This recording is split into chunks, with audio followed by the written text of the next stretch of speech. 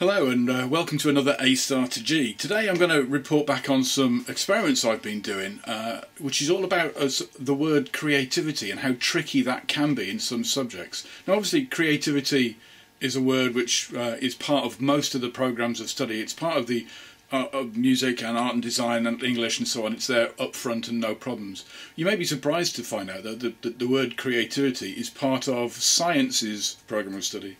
Designs obviously, and maths. It's a key process in the maths program of study, and some teachers may find that a bit of a tricky thing to deliver and to teach, particularly when there isn't a physical product. Often they're things which may not exist in the physical space at all. So I've been doing some thinking about that and talking to some people about some solutions.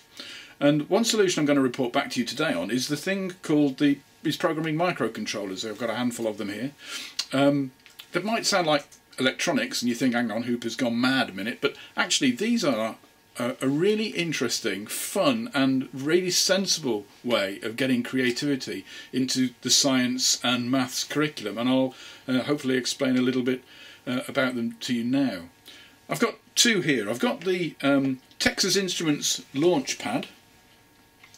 And I'll tell you one thing, it's cheap. It's really, really cheap. For what it is, it's an amazing, amazing bargain. So worth getting and playing around just for the fact that I think you can get this for like less than a £5 or something. It's really, really cheap.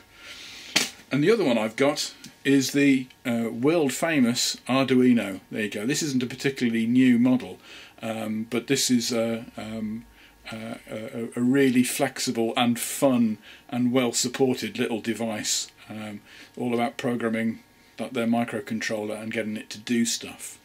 Basically, microcontroller means that you program it, it remembers what you program it, and it does stuff. So you plug in wires, LEDs, motors, stepper motors, all sorts of other stuff, other sensors, and you can get you just program the chip using a computer.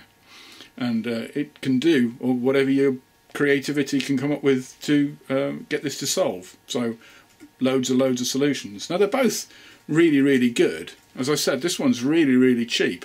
I did find it a bit more complicated to use than the Arduino. The setup took a lot more time. There seemed to be quite a lot of computer steps to go through to get it to do what I wanted it to do. But I did get it to work in the end. I wouldn't recommend it for Key Stage 3. I'd certainly recommend it for Key Stage 4 and A-level and above, and that link into like real electronics through the BTEC curriculum and into industry. This is probably the way to go. Really, really good little device. Cheap. But the one that I think wins is the Arduino. This is a bit more expensive than the Launchpad, but it's got an incredible community, and it's a really easy thing to use and get help for.